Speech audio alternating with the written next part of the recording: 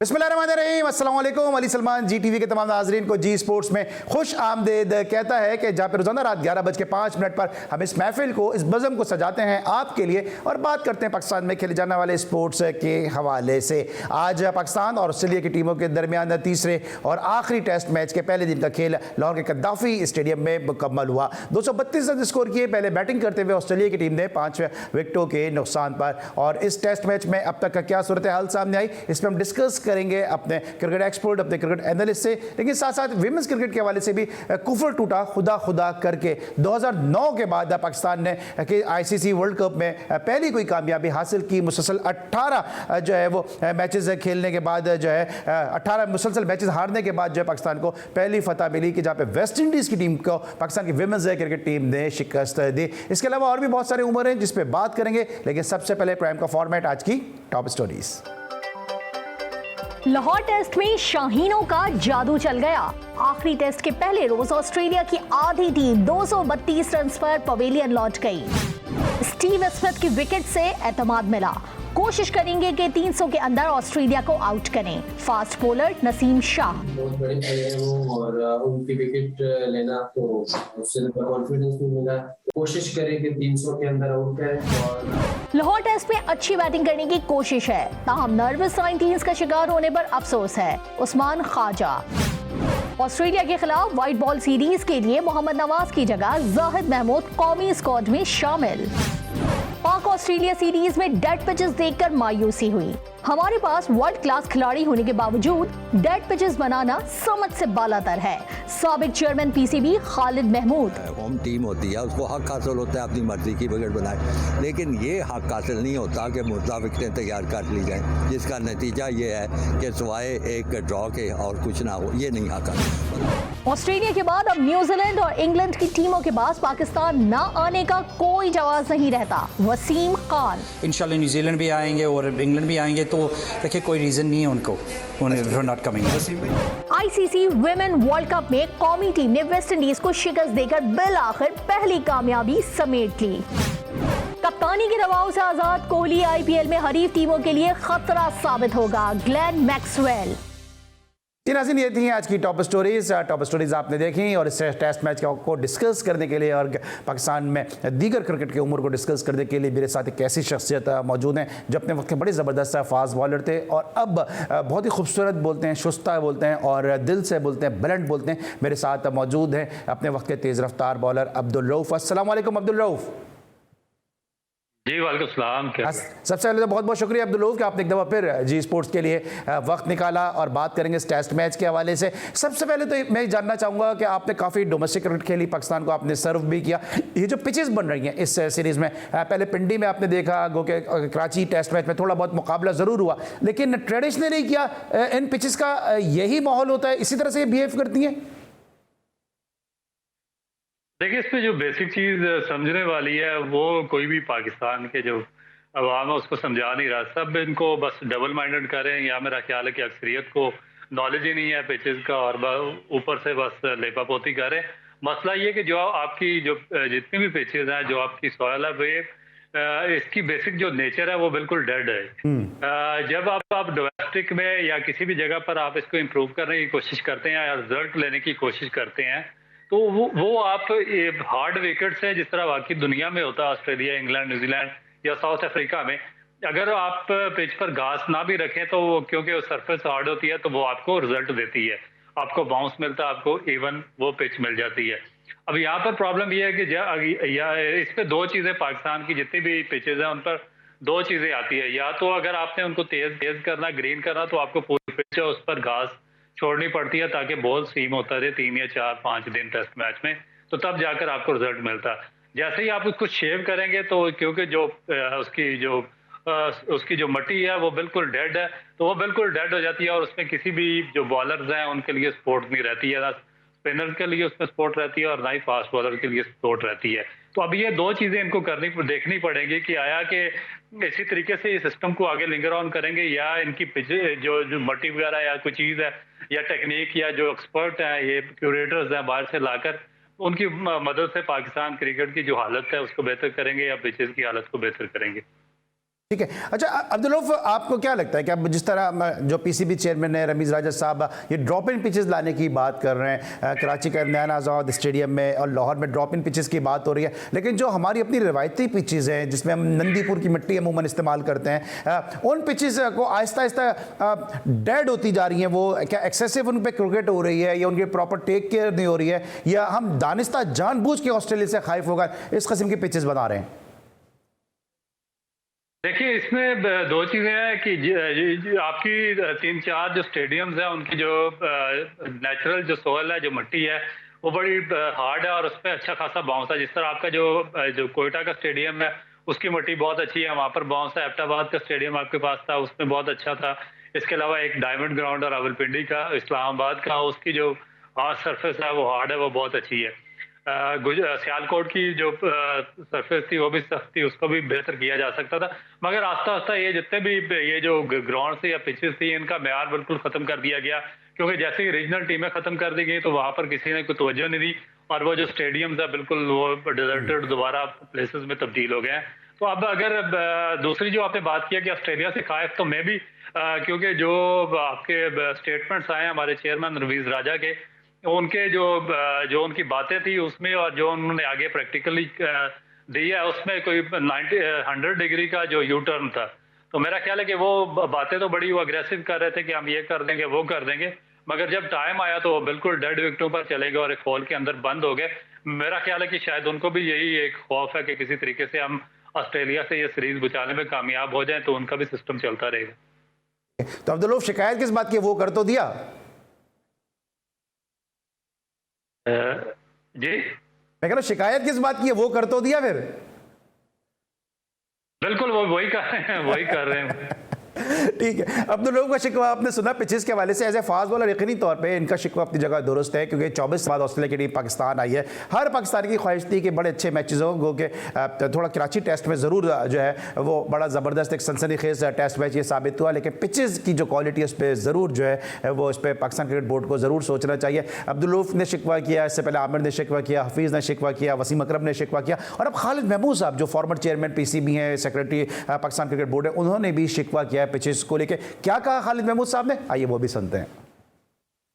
Home team होती है, उसको हक हासिल होता है अपनी मर्जी की विकेट बनाए, लेकिन ये हक हासिल नहीं होता कि मुर्दा विकेटें तैयार कर ली जाएं, जिसका नतीजा ये है सिवाय एक ड्रॉ के और कुछ ना हो। ये नहीं हक हासिल। मतलब हम ये तो कर सकते थे कि पेस के लिए 4 विकेट बनाते, ये कर सकते थे कि स्पिनर्स के लिए विकेट बनाते। मतलब ऐसी विकेट तो होनी चाहिए जिसमें बॉलरों को भी कुछ मदद मिले। तो पहली दोनों विकेटें माफ़ कीजिए ऐसी नहीं थी, पिंडी ऐसी नहीं थी, कराची भी ऐसी नहीं थी। ये विकेट जो है इसमें भी मुझे तो कोई जान नज़र नहीं आई। ये नहीं हमें करना चाहिए था। और टीम हमारी माशाल्लाह बड़ी अच्छी है। इंशाल्लाह देखिए 2 ऐसी हैं, ये फाउंडिंग मेंबर्स हैं क्रिकेट के, ऑस्ट्रेलिया भी और इंग्लैंड, और फिर मगरिब से इनका ताल्लुक है। तो जो ये चीज़ करते हैं दूसरी दुनिया के लिए वो एक पैगाम होता है। ऑस्ट्रेलिया का आना एक पैगाम है, इंशाल्लाह इंग्लैंड आएगा एक पैगाम है, लेकिन अगर पैगाम नहीं होगा तो वो आपका पसंदीदा मुल्क हिंदुस्तान होगा, जिन पे किसी चीज़ का असर नहीं होगा। जी जनाब, आपने खालिद महमूद साहब का भी आपने शिकवा सुना और कितने शाइस्ता अंदाज में उन्होंने सब कुछ कह दिया और कुछ कहा भी नहीं। ये यकीनी तौर पे खालिद महमूद साहब की गुफ्तगू थी जो पिचेस के वाले से आपने सुनी। इस वक्त हम एक ब्रेक, जब ब्रेक के बाद वापस आएंगे तो फिर इस टेस्ट मैच को डिस्कस करेंगे जो इस वक्त लाहौर के कद्दाफी स्टेडियम में खेला जा रहा है। 2009 के बाद टेस्ट क्रिकेट की वापसी हुई है कद्दाफी स्टेडियम लाहौर में। मिलते हैं छोटे से ब्रेक के बाद।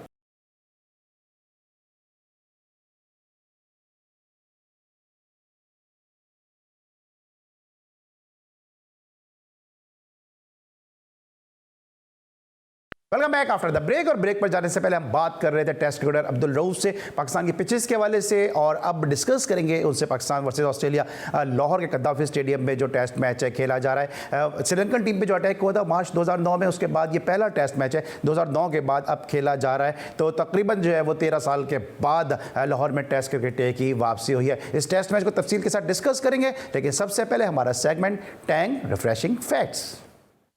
Refreshing facts brought to you by Tang.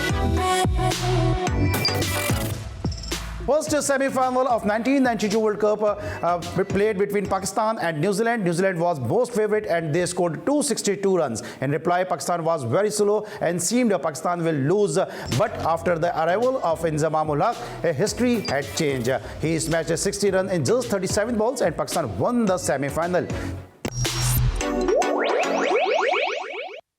जनाब ये था हमारा सेगमेंट टैंग रिफ्रेशिंग फैक्ट। इससे पहले रऊफ को हम दोबारा से शो में इन करें, एक ज़रा एक नज़र डाल लेते हैं मैच की समरी पे कि अब तक का जो पहले दिन का खेल मुकम्मल हुआ, पहले दिन हुआ क्या। जना ऑस्ट्रेलिया ने पहले बैटिंग की, 232 रन स्कोर किए 5 विकेटों के नुकसान पर। उस्मान ख्वाजा इस सीरीज़ में अपनी दूसरी सेंचुरी को मिस कर गए और 91 रन बनाने के बाद आउट हुए। स्मिथ ने बड़ी ज़बरदस्त इनिंग के लिए 59 रन स्कोर किए और ट्रेविस हेड जो एशेज़ के जो बेस्ट प्लेयर थे, बेस्ट बैट्समैन थे, वो यहाँ पर ज़्यादा कामयाब नहीं हुए, 26 रन बनाने में कामयाब रहे। 2 विकेट हासिल की शाहीन आफरीदी, नसीम शाह ने और साजिद खान महज 1 विकेट लेने में कामयाब हुए। तो पहले दिन के अख्तिताम पे 232 रहा ऑस्ट्रेलिया का स्कोर 5 विकेटों के नुकसान पर। और पिचेस के हवाले से भी हम बात करते, इस टेस्ट मैच के हवाले से भी हम बात कर रहे थे, लेकिन इस टेस्ट मैच को लेकर जो पाकिस्तान की आवाम है वो क्या राय रखती है, आइए वो भी सुनते हैं।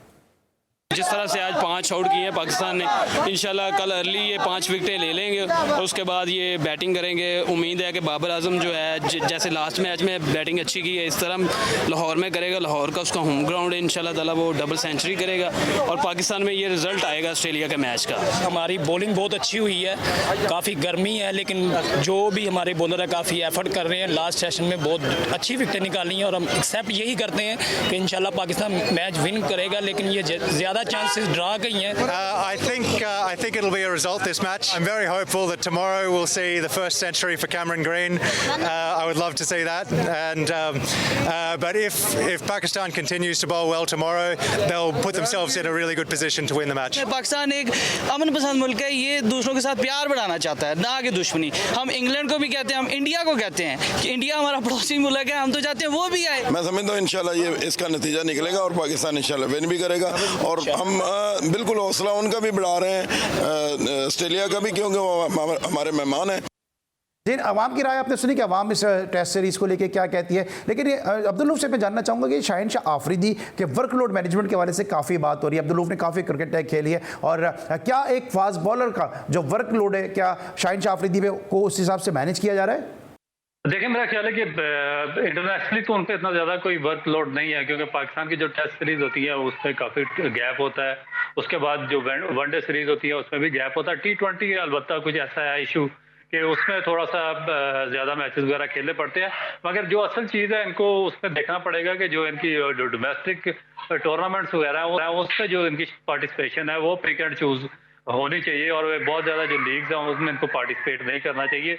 और जो डोमेस्टिक इनको बहुत ज़्यादा मैचेस उसमें इनको पार्टिसिपेशन थोड़ी सी इनकी कम करनी चाहिए।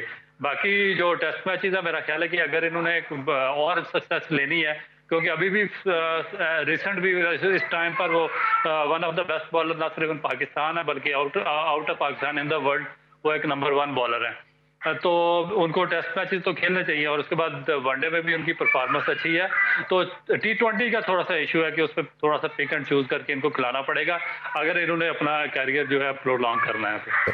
अब्दुल लूफ क्या समझते हैं आप कि अब शाहीन शाह आफरीदी ने वो किसी हद तक स्पेस को पूरा कर दिया, कमी पूरी कर दी, जो मोहम्मद आमिर के जाने के बाद शायद पैदा होना शुरू हो गई, लेकिन अब क्या वक्त नहीं है कि हम शाहीन शाह आफरीदी के साथ किसी और बॉलर को भी तैयार करें? नसीम शाह गो के ठीक है, इस वक्त वो बॉलिंग का आगाज़ ज़रूर कर रहे हैं, फ्रंट लाइन बॉलर है पाकिस्तान के, लेकिन आपको लगता है कि ये एक मुस्तकिल हल है? क्योंकि नसीम शाह की उम्र भी कम है, उनकी पेस भी ज़्यादा है और जाहिर सी बात है उनके इंजरी के चांसेस भी ज़्यादा है। तो क्या हमें शाहीन शाह आफरीदी के साथ 2-3 बॉलर ऐसे और भी लगा देने चाहिए जो तादेर पाकिस्तान को टेस्ट क्रिकेट में सर्व कर सके?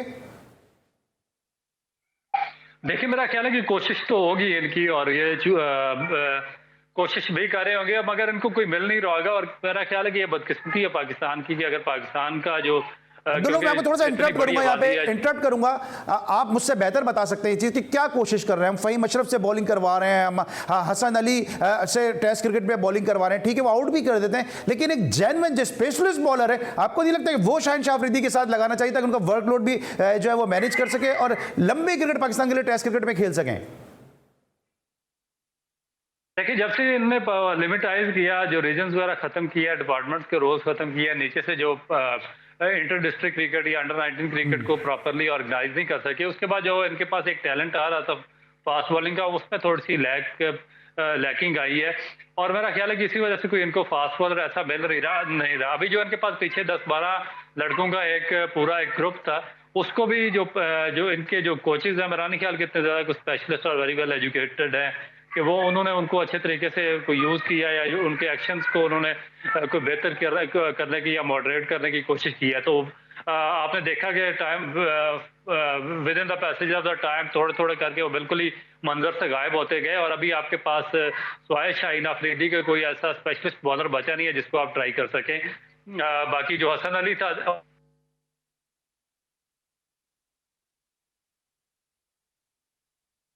ठीक है, अब बात करते हैं शाहिन शाह अफरीदी के वर्कलोड के हवाले से और इस अब्दुल रऊफ बात भी कर रहे थे हसन अली के हवाले से। ये बताएगा, आप कह रहे हैं भाई ऐसा कोई बॉलर नहीं है, लेकिन अब आप भी डोमेस्टिक कवर करते हैं, देखते हैं, मैं भी डोमेस्टिक कवर करता हूँ। एक बॉलर है लाहौर के अली, जिन्होंने बड़े ज़बरदस्त स्पेल किए हैं, डोमेस्टिक में आउट भी किए हैं, इसके अलावा दूसरे जो हैं नॉर्दर्न से जो खेले हैं अतर महमूद, उन्होंने भी बड़े आउट किए। तो पोटेंशियल और टैलेंट तो है पाकिस्तान में। देखिए टैलेंट ये इन बॉलर्स में भी, या जो इनसे पहले जो एक बंच था 10-12 बॉलर्स का, उनमें भी था, मगर प्रॉब्लम आपकी मैनेजमेंट और कोचिंग स्टाफ में है क्योंकि वो कोई गाइडलाइन उनको दे नहीं सके। और सबसे दूसरा बड़ा प्रॉब्लम है वो पिक एंड चूज का है। जिस बॉलर को हमने टेस्ट क्रिकेट खिलानी होती है उसको T20 खिलाकर उसका कैरियर खत्म कर देते हैं, जिसको वनडे खिलाना होता है उसको टेस्ट मैच खिला देते हैं, जिसको टेस्ट मैच T20 खिलाना होता है उसको टेस्ट मैच में डाल देते हैं। और जो एग्जांपल आपके सामने है, जिस तरह शाहनवाज दानी था, उसने परफॉर्म T20 में किया तो उसको हमने टेस्ट सीरीज में लगा दिया। इसी तरह जो बॉलर 4-डे क्रिकेट में परफॉर्म करता है उसको हम T20 में उसका डेब्यू करवा के उसको गायब कर देती हैं। तो ये चीजें हैं जो इश्यूज हैं जिनको एड्रेस करना मेरा ख्याल है कि बहुत जरूरी है। जब मैनेजमेंट की बात की, अभी कुछ तकरूरियाँ हुई हैं नेशनल हाई परफॉर्मेंस सेंटर में, कराची में तकरूरियाँ हुई हैं और शायद महबूब साहब को जो है वो हेड लगाया गया, यहाँ पे तौफीक अहमद है उनको CEO लगा दिया गया, वसीम बारी साहब को जो है वो इतनी माशाल्लाह अल्लाह ताला उनको और ज़िंदगी दें और उनको सेहत दें, लेकिन एक विकेट कीपर सबसे मुश्किल जॉब होती है, उनको कंसल्टेंट लगा दिया गया। ये तब्दीलियाँ किस तरह देख रहे हैं आप? यार ये अली भाई आप भी जानते हैं पूरा पाकिस्तान जाता है, ये कोई तब्दीली नहीं है, ये पिक एंड चॉइस का मसला है। लाइकिंग डिसलाइकिंग पर लोगों को ओबलाइज किया जाता है, जिसकी सिफारिश तगड़ी होती है उसको लगाकर, चाहे 80 साल भी उम्र है तो उसको कहाँ से उठाकर उसको जॉब पर बिठा देते हैं। तो मेरा ख्याल है कि ये बोगस तरीन सिस्टम है जो काफ़ी अरसे से चल रहा है और ये ऐसे ही चलता रहेगा। पाकिस्तान के जो कौन बदलेगा, कौन बदलेगा इस सिस्टम को? क्योंकि अब बड़ी उम्मीदें थी कि रमीज राजा साहब है, वो आप ही की तरह पढ़े लिखे क्रिकेटर हैं, MBA उन्होंने किया हुआ है, इंटरनेशनल क्रिकेट के लिए भी पाकिस्तान को वर्ल्ड कप जिताया हुआ है, तो फिर कौन बदलेगा सिस्टम? देखिए रमीज राजा जरूर पढ़े लिखे जरूर हैं, मगर आगे उनका जो उन्होंने प्रैक्टिकली काम किया वो बिल्कुल जो जितने भी इलिटरेट लोग हैं उन्होंने भर्ती किया और उनके जरिए वो काम चला रहे हैं। तो इस तरीके से काम नहीं चलता है। अगर आप पढ़े लिखे हैं तो पढ़े लिखे लोगों को ही बोर्ड में लेकर आए ना। आपको किस लिए अब रमीज राजा से सैकड़ों और हजारों पाकिस्तान के जो क्रिकेटर्स हैं, मैं आपको 20 क्रिकेटर्स के नाम आपको गिनवा सकता हूँ जो रमीज राजा से हाईली ज्यादा टैलेंटेड थे और उनकी जो एवरेज है उनसे ज्यादा बेहतर थी। उनका टेस्ट और वनडे रिकॉर्ड रमीज राजा से बहुत अच्छा था, मगर उनको किस लिए यहाँ पर अपॉइंट किया गया? उनकी एजुकेशन की वजह से। और अगर वो आगे वो सिस्टम किस तरह रन कर रहे हैं, वो जाए लोगों के साथ मिलकर सिस्टम चला रहे हैं, तो वो हमें रमीज राजा की फिर एजुकेशन का क्या फायदा कि अगर उन्होंने सिस्टम में उन लोगों के हाथ में दिया। देखें कि आप बच्चों को स्कूल क्यों भेजते हैं? आप हर बंदे की कोशिश होती है कि वो अपने बच्चे को अच्छे से अच्छे स्कूल में भेजे ताकि उससे कॉन्फिडेंस। अच्छा रऊफ, इस वक्त थोड़ा सा मैं इंटरप्ट करूंगा क्योंकि मुझे ब्रेक लेना है। जब मैं वापस आऊंगा जरा मजीद इसी गुफ्तगू को मजीद कंटिन्यू होगा। आपने अब्दुल रऊफ की गुफ्तगू सुनी, इस वक्त लेके ब्रेक, और जब ब्रेक के बाद वापस आते हैं तो मजीद यहीं से हम कंटिन्यू करते हैं, जल्दी छोटे से ब्रेक के बाद।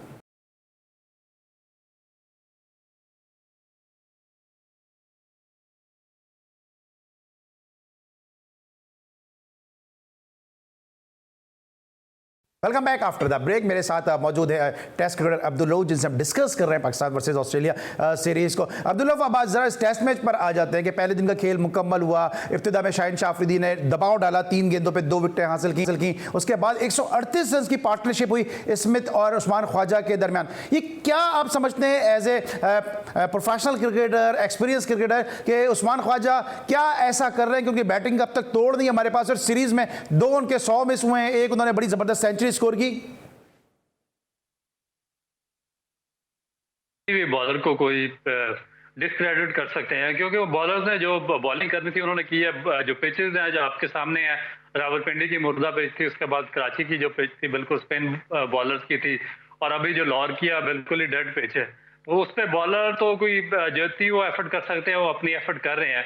मगर जो उस्मान ख्वाजा, आपको याद होगा कि इससे पहले भी जब वो यूएई में पाकिस्तान और ऑस्ट्रेलिया की एक सीरीज हुई थी तो उसमें भी इन्होंने काफी बड़े बड़े स्कोर किए थे, और वो एशियन विकेटों पर बहुत अच्छा खेलते हैं। जो उनकी टेक्निक है वो बहुत अच्छी है एशियन पिचेस के हिसाब से। वो बहुत ज्यादा बॉल के ऊपर जाते नहीं, अपनी जगह पर खड़े रहते हैं और बॉल का वेट करते हैं, और इस तरह की जो डेड पिचेस है उन पर उनको काफी सपोर्ट मिल जाती है और बॉल थोड़ा सा लेट आता है। तो मेरा ख्याल है कि यही वजह उनकी सक्सेस की, और वो उनकी जो टेक्निक है वो बाकी जो बैट्समैन है उनसे काफी डिफरेंट है, तो उसका मेरा ख्याल है कि उनको एक्स्ट्रा एडवांटेज है। अच्छा, क्या पीएसएल खेलने का भी फायदा हुआ कि जिस तरह वो इस्लामाबाद यूनाइटेड के लिए खेल के गए तो वो एक्सपीरियंस भी उनके काम आया? मेरा नहीं ख्याल कि वो, क्योंकि एक टोटली डिफरेंट क्रिकेट होती है, उस पर आपने सिर्फ मार दाड़ी करनी होती है, तो उससे इतना ज्यादा फर्क नहीं पड़ता है। फर्क है उनकी जो बेसिक टेक्निक है वो एशियन पिचेस के हिसाब से उनको सूट करती है, और वो जब भी इवन यूएई में भी अगर वहां पर काफी स्पिन भी होता था और वहां पर भी खेले हैं तो उन्होंने बहुत अच्छी बैटिंग की है। क्योंकि जो इन पिचेस की नेचर है उसमें ये है कि अगर आप शुरू में 10 या 12 ओवर सर्वाइव कर दें तो उसके बाद स्पिनर्स आ जाते हैं। तो अगर आपकी स्पिनर्स के खिलाफ टेक्निक अच्छी है तो फिर आप किसी से मार नहीं खाते और आप लंबे इनिंग खेल जाते हैं, और यही मेरा ख्याल है कि जो उस्मान ख्वाजा है उनकी क्वालिटी है। वार्नर का आपको क्या मसला नजर आ रहा है, क्योंकि लोग उनके चौके छक्के देखना चाहते हैं, वो ठुमके लगा रहे हैं?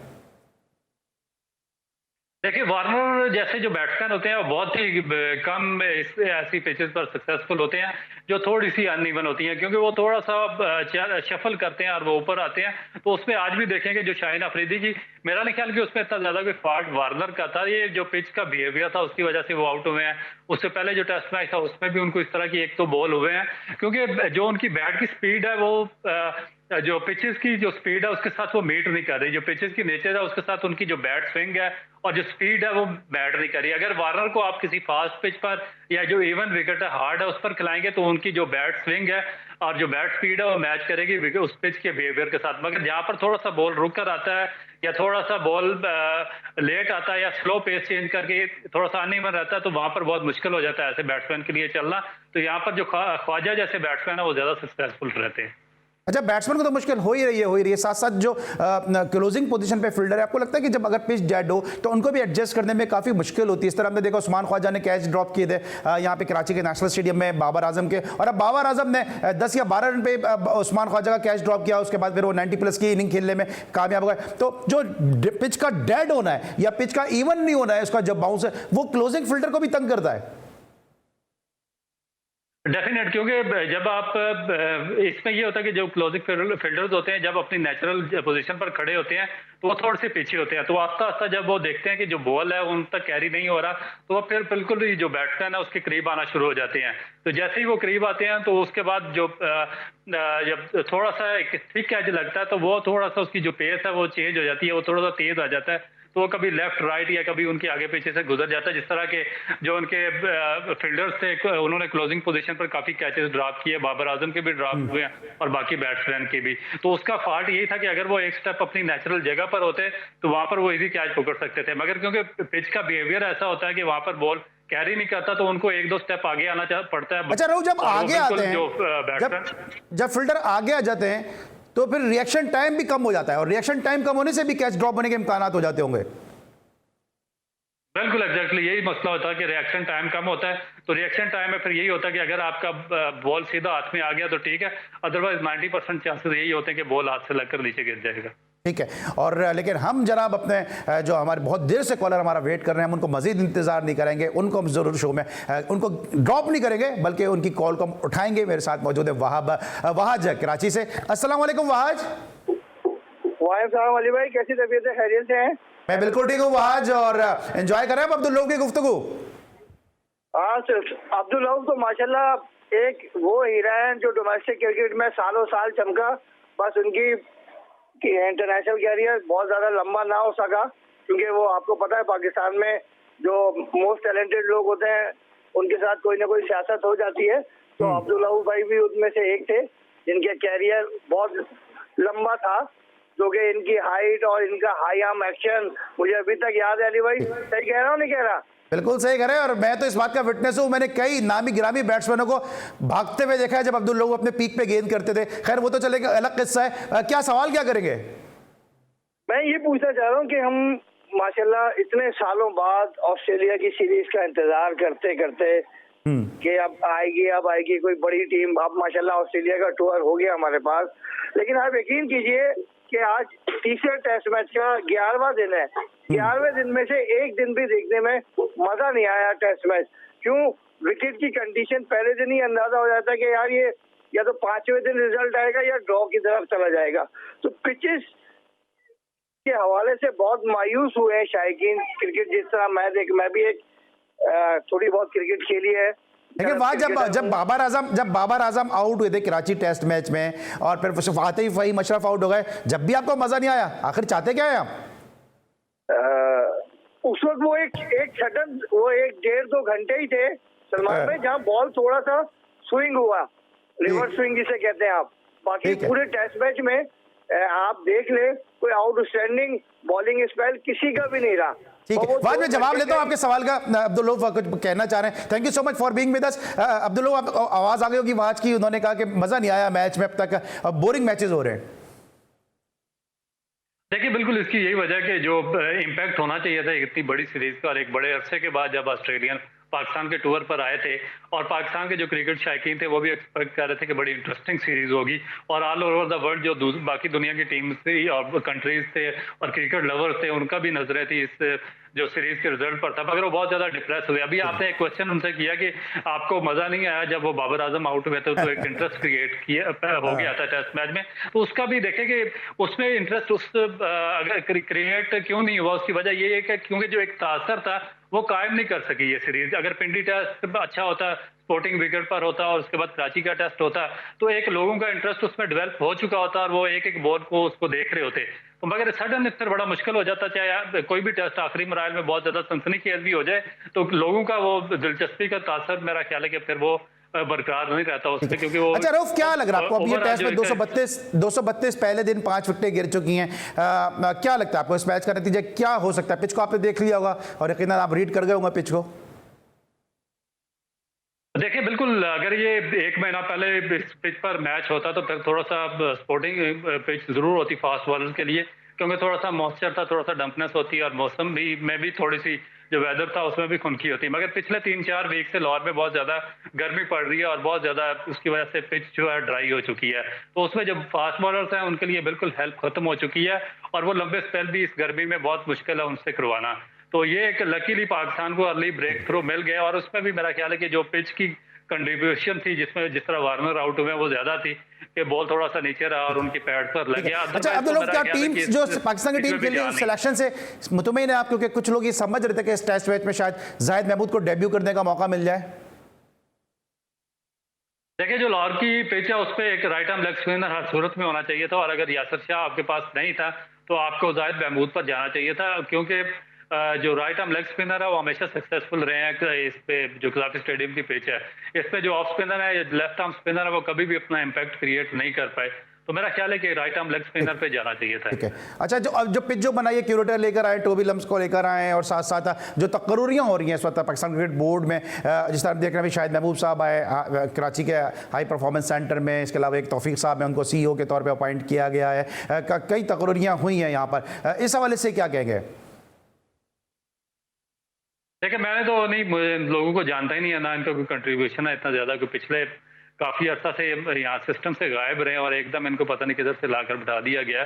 तो मेरा ख्याल है कि उन लोगों को ही देना चाहिए था जो यहाँ पर इस सिस्टम का हिस्सा थे और जो करंट जो क्रिकेट चल रही है उससे ज्यादा भावना और मुताबिकत रखते हैं। दूसरा, जहाँ तक आपने क्यूरेटर की बात की, तो अगर क्यूरेटर को आपने लाना था तो उसको 6 माह पहले उसको लेकर आते ताकि वो सारा सिस्टम एक रिशफल करता और आपको नई पिचें बनाकर देता, तो उससे कोई इम्पैक्ट आ सकता था।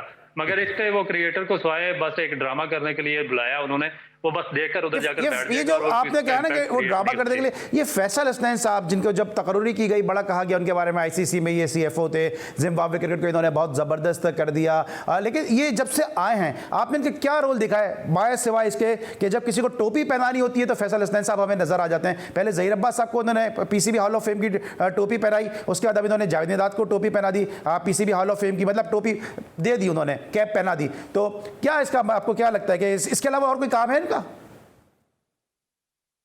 नहीं, बस इनको यही काम आता है, जिसकी लाठी उसका बयास हो, जिसका सिफारिश आ जाती है उसको अपॉइंट करते हैं, जिसकी सिफारिश नहीं है चाहे वो जितना मर्जी कॉम्पिटेंट हो, जितना मर्जी हाईली एजुकेटेड हो, उसको कोई अकाउंटेबिलिटी है पाकिस्तान क्रिकेट बोर्ड में सिलेक्शन के हवाले से? क्योंकि मोहम्मद वसीम जो पाकिस्तान के चीफ सेलेक्टर है, जब भी टीम सेलेक्ट करते हैं वो रद्दोबदल उसमें हो जाती है, तो फिर इनकी टीम सेलेक्ट करने का फायदा क्या? और बल्कि मैं तो ये समझूंगा अगर कोई इस हवाले से कोई रिकॉर्ड होता तो शायद वो रिकॉर्ड भी ये ब्रेक कर चुके हैं कि जितनी टीम ये सेलेक्ट करते हैं उसमें 3-4 प्लेयर तो बाद में ऑटोमेटिक चेंज हो जाते हैं। वो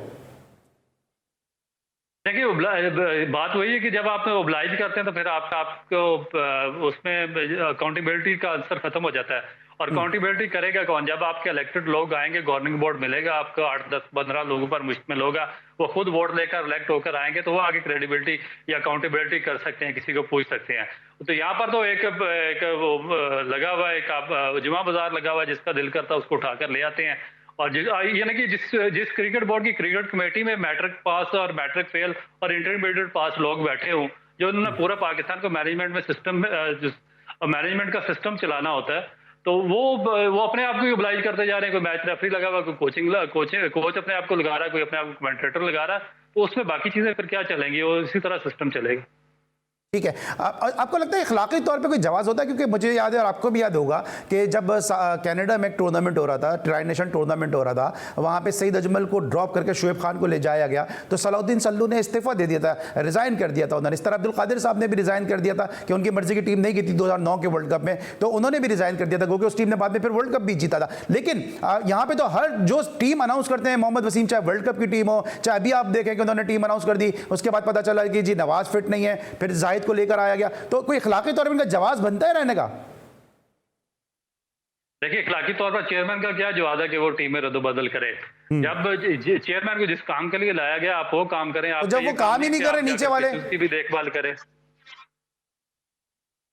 देखिए, जब चेयरमैन क्यों बात करते हैं कि मैं टीम में भी रद्दोबदल करूंगा, टीम में भी शफलिंग करूंगा, टीम को भी बुलाते हैं, उसमें भी चेंज करते हैं, उसके बाद जो आपकी पिचेज है वो भी वही देखते हैं, मैं ये बनवाऊंगा, पीएसएल की जो पिच है वो भी मैंने बनवाई है, और फिर उसके बाद टेस्ट मैचेस की पिचेस की निगरानी भी मैं खुद करूंगा। तो फिर जब ब्लेम आता है तो फिर खुद एक्सेप्ट करे और रिजाइन करके जाए। तो इस पे मेरा ख्याल है कि जिसका जो काम है उसको वही काम करना चाहिए। लेकिन आपको लगता है कि जिसका जो काम है वो काम वो कर भी तो नहीं रहे ना? क्योंकि इससे पहले कि जब रमीज राजा साहब नहीं थे, जब वसीम खान साहब थे, एहसान मानी साहब थे, उस वक्त चीफ सेलेक्टर साहब पूरी एक्टिंग के साथ प्लेयरों को मोबाइल अपना खोल के, स्पीकर खोल के कॉल करते थे कि जी आपको इसलिए ड्रॉप किया गया, आप बहुत मेहनत करें, बहुत मेहनत से आएंगे। खुद वो 15 की एवरेज से फर्स्ट क्लास खेल के पाकिस्तान खेल गए, तो दूसरों को मेहनत की तलकीन करते थे कि जी आप मेहनत करें, पाकिस्तान की टीम में आएंगे। अब तो हमें वो नजर भी नहीं आ रहे कहीं पे ना लोगों को। अभी इमाद वसीम का शिकवा आया कि मैं क्यों ड्रॉप हुआ, मुझे कोई जवाब ही नहीं बताया गया कि मैं क्यों ड्रॉप हो रहा हूँ मुसलसल। देखिए, बात ये नहीं कि वो कितना मैच खेलें या कितना वो मैच नहीं खेलें, बात असल में ये है कि वो उनकी जो अपनी आगे क्रेडिबिलिटी है, जो टीम सिलेक्शन है, जो उनको जिम्मेदारी दी गई है, वो किस हद तक उसको निभाने में कामयाब हुए हैं।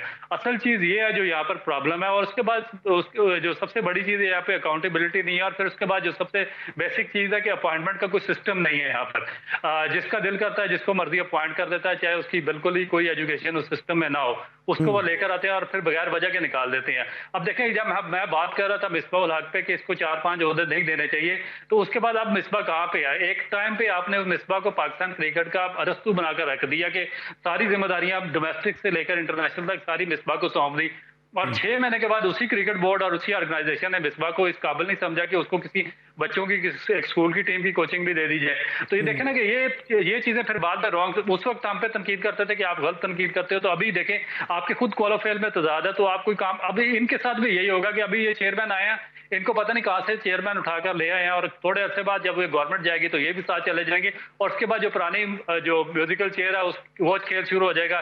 जिस तरह इससे पहले था, वो कभी एक शहरयार खान आते थे, कभी ज़का अशरफ आते थे, कभी नजम सेठी आ जाता था। तो ये एक ड्रामा लगाया हुआ है। असल प्रॉब्लम सिस्टम में है कि जब तक आप सिस्टम नहीं बनाएंगे, अकाउंटेबिलिटी नहीं करेंगे, अपॉइंटमेंट का सिस्टम प्रॉपर नहीं होगा, एजुकेशन का सिस्टम नहीं लाएंगे, आपका कोई सिस्टम नहीं चल सकता। और इलेक्टेड जो आपका गवर्निंग बोर्ड है, आखिरी मेरा सवाल है अब्दुल, आखिरी सवाल है, आपने सिस्टम की बात की ना, सिस्टम को किस तरह देखते हैं? कि अदनान अकमल भी उस दिन मेरे साथ थे, उन्होंने भी शिकवा किया कि आप एक परफॉर्मेंस पे प्लेयर खिला देते हैं। कामरान अकमल भी टीम से बाहर हैं, अदनान अकमल भी टीम से बाहर हैं, सरफराज भी टीम से बाहर हैं, एक परफॉर्मेंस पे आप प्लेयर्स को टीम में इंडक्ट कर देते हैं। देखिए बिल्कुल रॉन्ग है। देखिए दुनिया के किस कंट्री में होता है कि एक एक परफॉर्मेंस सारा उठाकर आप अपनी नेशनल कैप्स बांटना शुरू कर दें। इसी वक्त हो, ये देखिए मनमानी कब क्यों करते हैं आपके जो चीफ सेलेक्टर हैं, या जो आपके हेड कोच हैं, या जो आपके ये जो हाई परफॉर्मेंस सेंटर के इंचार्ज हैं, जो अकेडमीज के कोचिंग हैं, ये उस वक्त मनमानी शुरू करते हैं जब इनको पता होता है कि जो आपका जो पूरा जो हाई जो सिस्टम है वो बिल्कुल नकारा है, वो उसमें इतनी एबिलिटी नहीं है कि आप उससे क्वेश्चनिंग कर सके या आपकी अकाउंटेबिलिटी कर सके। जब अगर इनको प्रॉपर सिस्टम के जरिए लाया जाए, अगर आपका गवर्निंग बोर्ड बैठा हो, वो इनको इनके म्यार पर इनको अपॉइंटमेंट दे, और उसके बाद इनसे क्वेश्चनिंग करे कि भाई ये बंदा किस परफॉर्मेंस पे सिलेक्ट हुआ और ये क्यों सिलेक्ट हुआ, तो फिर उसके बाद तो एक जवाब समझ आता है कि इनके पास क्या जवाब है। मगर अब इनके पास कोई जवाब नहीं है, और ना ये अपनी मर्जी पे जिसको चाहेंगे पाकिस्तान के नेशनल कैप बांट देंगे, जिसको चाहेंगे ये निकाल देंगे। ठीक है, thank you so much Abdul. लोग हमारे साथ मौजूद थे, जिसको चाहेंगे कैप बांट देंगे, और प्लेयर भी तो कुछ कम नहीं है, हमारे प्लेयर भी तो अपनी मर्जी से तमाशाई वो टेस्ट कैप अपनी बांट देते हैं। अगर उनकी तारीफ करते हैं उसको खुशी के तौर में, इनाम के तौर पर अपनी टेस्ट कैप दे देते हैं, उछाल देते हैं बल्कि उसकी जानिब अपनी टेस्ट कैप। तो आज के लिए बस बहरहाल इतना ही, इंशाल्लाह कल एक दफा फिर आपसे मुलाकात होगी। उस वक्त तक के लिए अली सलमान को पूरी प्रोडक्शन टीम के साथ इजाजत दीजिए। अपना बहुत ख्याल रखिए। अल्लाह हाफिज़।